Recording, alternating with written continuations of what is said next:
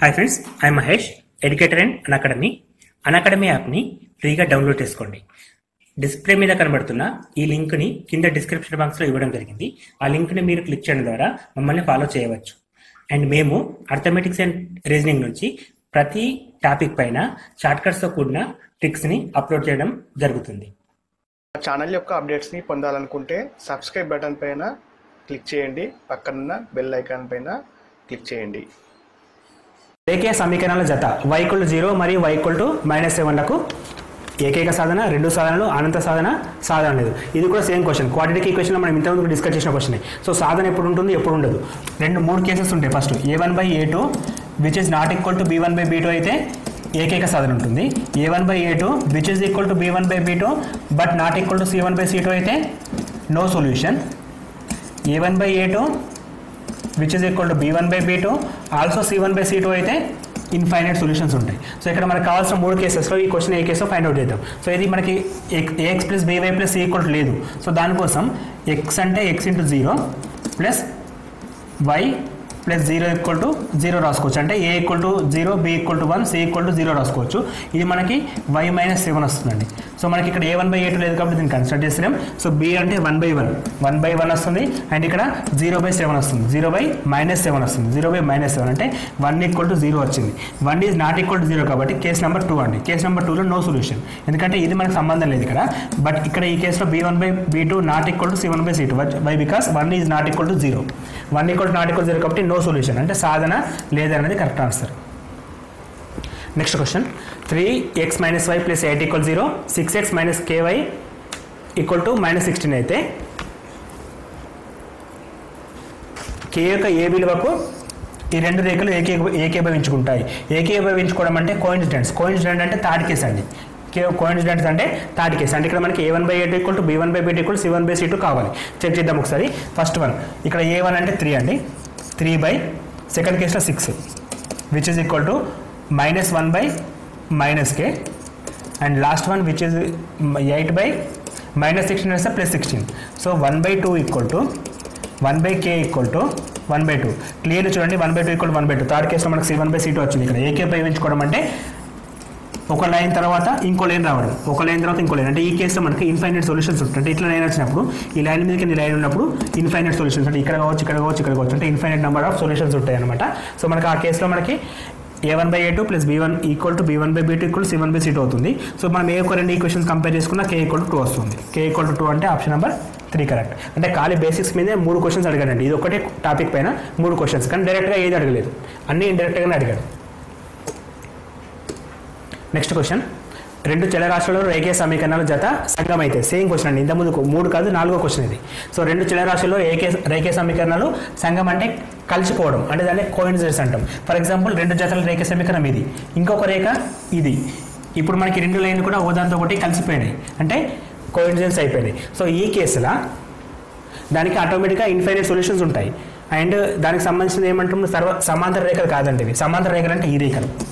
So first case కాదు, ఎల్లప్పుడూ ఏకీభవించుకునే రేఖలు, ఎల్లప్పుడూ కూడా ఏకీభవించుకునే రేఖలు అని చెప్పి రాస్తుంది ఇక్కడ. ఇది కరెక్టే.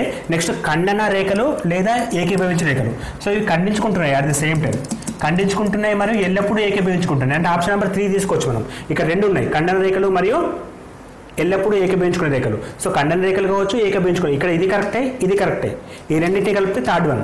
సో మనకి థర్డ్ వన్ అనేది ఫైనల్ ఆన్సర్ అండి, ఎందుకంటే ఈ స్టేట్మెంట్ కరెక్టే, ఈ స్టేట్మెంట్ కరెక్టే, కానీ ఈ రెండింటి మీనింగ్ థర్డ్లో ఉంది కాబట్టి ఖండన మరియు ఏకీభవించుకునే రేఖలు, ఏకీభవించుకునే రేఖలు, ఖండన రేఖలు రెండు కలిపితే third option. So option number 3 is correct. అంటే మనం ఇక్కడ అయిపోవద్దు, అప్పుడప్పుడు మొత్తం ఆప్షన్ చదవాలి ఒకసారి. సో చదవడం ద్వారా మనకి ఈ ఆన్సర్ కరెక్ట్ రావడం జరుగుతుంది.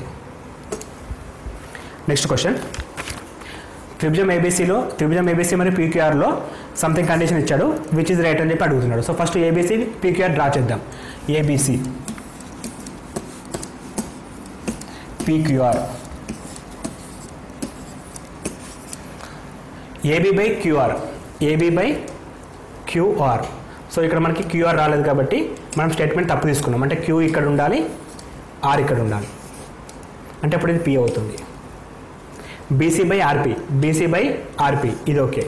CA/PQ. సో ఇట్లా తీసుకోవాలి, క్యూ ఆర్పి అంటే మనకి ఇక్కడ త్రిభుజం మాత్రం ఇచ్చాడు. ఈ కండిషన్ ద్వారా ఏంటంటే ఏ వాల్యూస్ ఎక్కడ ఉండాలని ఇచ్చాడు. ఇప్పుడు చూద్దాం ఫస్ట్ అంటే సిమిలర్ ట్రయాంగిల్స్ ఏంటి, ABC equal to QRP. QRP డైరెక్ట్గా లేదు, సో పీక్యూఆర్ నుంచి స్టార్ట్ చేశారు కాబట్టి మనం కూడా పీక్యూఆర్ నుంచి స్టార్ట్ చేస్తే పీక్యూఆర్ ఈక్వల్ టు సిఏబి రావాలి. సిఏబి సో ఫస్ట్ కేసు అండి, PQR equal to CAB is correct. అంటే మనకి క్వశ్చన్స్లో ఏం లేదు, ఉన్నదాన్ని ఎలా రిప్రజెంట్ చేయాలని చెప్పేసి ఉంది అంతే. రిప్రజెంటేషన్ అంటే అక్కడ ఏ వాల్యూతో స్టార్ట్ అయినాయి, మనం ఇక్కడ పీక్యూఆర్తో స్టార్ట్ చేసినాం కాబట్టి పీక్యూఆర్తో స్టార్ట్ చేస్తాం.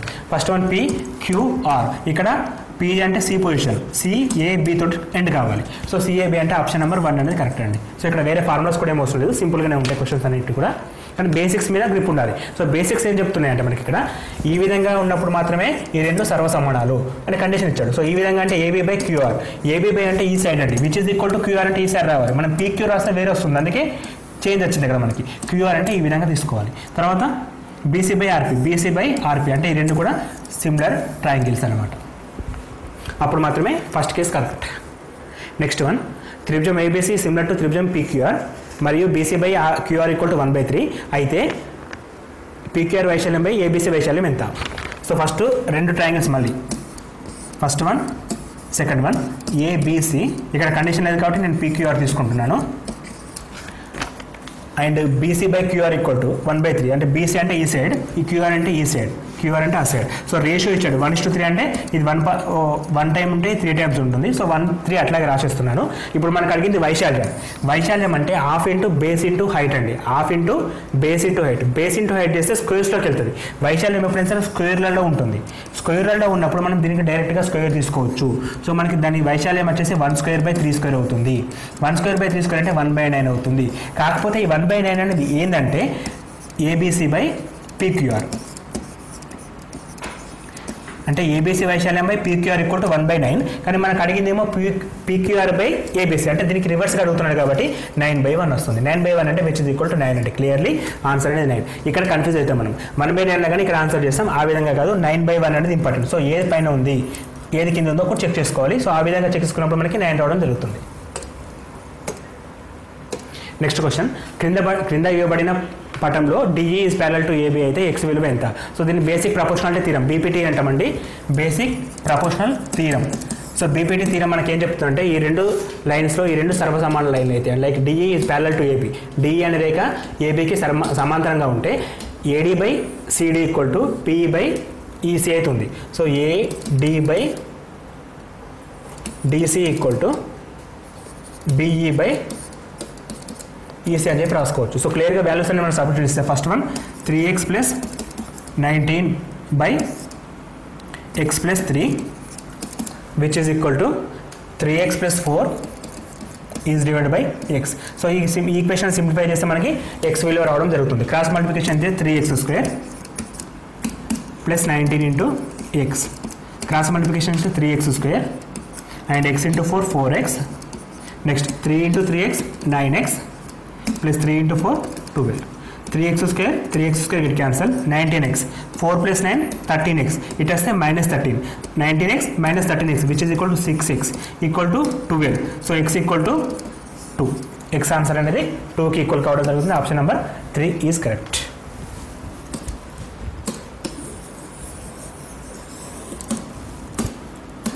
Next question, 2x² minus kx plus k equal to 0 వర్గ సమీకరణానికి మూలాలు సమానం అగుటకు k యొక్క విలువ. సో మూలాలు సమానం కావాలి. మనం ఫస్ట్ క్వాడ్రాటిక్ ఈక్వేషన్ చూసుకున్నాం. మూలాలు సమానం కావాలంటే విచక్షణ ఈక్వల్ టు 0 కావాలి. బట్ విచక్షణ అంటే b² minus 4ac, b² minus 4ac equal 0 అయితే మూలాలు సమానం అవుతాయి. సో ఈ కేసులో k ఈక్వల్ 10 అని అడుగుతున్నాం. సో కంపేర్ చేస్తే ఇది a, ఇది b, ఇది c అండి. So a equal to values రాద్దాం. b² మైనస్ 4ac అంటే b అంటే k అండి, minus k² minus 4ac, 4 into 2 into k equal to 0 కావాలి. సో k² అంటే k² okay, minus 8k equal 0, k common తీస్తే k minus 8 equal to 0. So k ఈక్వల్ 0 or k minus 8 equal to 0 which is equal to k equal to 8. So k value 0 కానీ 8 కానీ వస్తుంది. So k equal to 0 కానీ 8 కానీ రావడం జరుగుతుంది. So ఇక్కడ యూజ్ఫుల్ అయిన formula b² minus 4ac equal 0, అది డైరెక్ట్గా అడగకుండా మూలాలు సమానం అయితే. సో కండిషన్ మళ్ళీ బేసిస్కి వెళ్తుండు. Next question tan 1 degrees tan 2 tan 3 up to tan 89 వరకు వాల్యూ ఎంత అని అడుగుతుండు.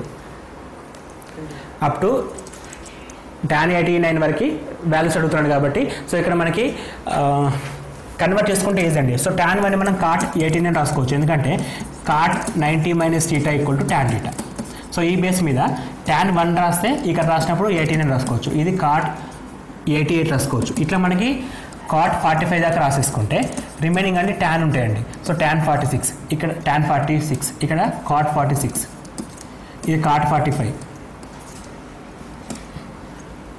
47 tan 47. సో మనకి ఈ ఎండ్ వాల్యూస్ అన్ని క్యాన్సిల్ అవుతాయి, మిడిల్లో tan 45 మాత్రమే మిగులుతుంది, ఎందుకంటే రెండు కూడా కాంప్లిమెంటరీ యాంగిల్స్ అండి. 189 అనేది కాంప్లిమెంటరీ. సో ఇక్కడ 1 ఉన్నప్పుడు ట్యాన్లో కన్వర్ట్ చేసినప్పుడు tan cot అవుతుంది, సో ఇంకో tan ఉంటుంది. cot 89 tan 89 equal to 1, cot 88 tan 88 equal to 1. So అట్లా మనకి లాస్ట్ టర్మ్స్ అని క్యాన్సల్ కాగా మిడిల్ టర్మ్ మిగులుతుంది. ఎగ్జాక్ట్గా మిడిల్ మనకి tan 45 ఉంటుంది. tan 45 ఈక్వల్ టు 1 అండి. So option number 2 is correct. tan 45 అంటే ఆన్సర్ 1 వస్తుంది మనకి. Next question cos 9a equal to sin a and 9a is less than 90 degrees అయితే tan a వాల్యూ ఎంత? సో ఇక్కడ కూడా సేమ్ కాంప్లిమెంటరీ యాంగిల్ తీసుకుంటే కాస్ని మనం సైన్లో రాసినప్పుడు sin 90 మైనస్ θ రాసుకోవచ్చు. 90 మైనస్ θ అంటే 9a which is equal to sin a. సింప్లీగా sines and get cancel, remaining 90 minus 9a equal to 9a. So ఈ 9a వెళ్తే 10 అవుతుంది, 90 ఈక్వల్ టు 10a, అప్పుడు a ఈక్వల్ టు 9 వస్తుంది. సో మనకు అడిగిన value sin 5a, 5 into a అంటే tan 5a అంటే tan 5 ఇంటూ 9 which is equal to tan 45 and again tan 45 equal to 1. Option number 2 correct. Trigonometry నుంచి ఎక్కువ క్వశ్చన్స్ కూడా బేసిక్స్ మాత్రమే అడిగాడు ఇక్కడ ఈ పేపర్లో మట్టుకు. సో ఈ పేపర్ని బేస్ చేసుకుని మనం ఎబిఓ పేపర్ కూడా బేసిక్స్ మీద చూస్తే సరిపోతుంది. పెద్ద క్వశ్చన్స్ లైక్ మనకి distance and heights and distance formulas ఉంటాయి ట్రిగోనోమెట్రీ మీద. సో ఆ క్వశ్చన్స్ టచ్ చేయలేదు కాబట్టి అంత డెప్త్కు పోకపోవచ్చు. సో నెక్స్ట్ క్వశ్చన్ త్రిభుజం ఏబీసీలో angle C equal to 90 degrees అయితే cos A plus B value ఎంత? సో త్రిభుజం ఏబీసీలో angle C equal to 90 degrees, ఇక్కడ 90 డిగ్రీస్ అంటే ఇక్కడ లంబకోణం ఉన్నప్పుడు మనం ఏ రెండు వాల్యూ తీసుకున్నా సరే ఇక ఆటోమేటిక్గా కాంప్లిమెంటరీ యాంగిల్స్ అయితే ఇది 90 అయితే ఒక త్రిభుజం మొత్తం 180 ఉంటుంది. సో 180లో 90 పోతే ఇంకా 90 ఉంటుంది. ఈ 90 అనేది రెండు భుజాలను కలిపితే వస్తుంది. So A plus B equal to 90 degrees రావడం జరుగుతుంది. So A plus B equal to 90. మనకు అడిగింది cos A plus B. Cos A plus B అంటే cos 90 equal to 0. cos 90 equal to 0 అంటే ఆప్షన్ నెంబర్ 1 ఈజ్ కరెక్ట్.